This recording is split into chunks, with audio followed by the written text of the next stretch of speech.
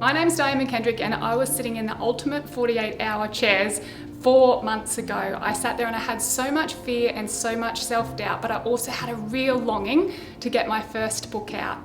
And as I sat in the chairs, I had no idea how to do it, of the processes and how to bring everything in together.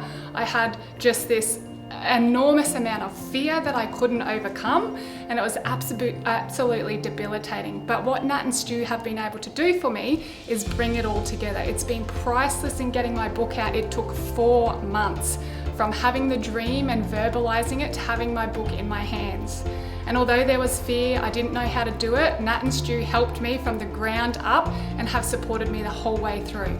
If you have a message to get out into the world and you're sitting in these chairs or you're thinking about it and just it's sitting deep in your heart, you need to get to one of these workshops. They will nurture you through the whole way and help you get your book into your hands.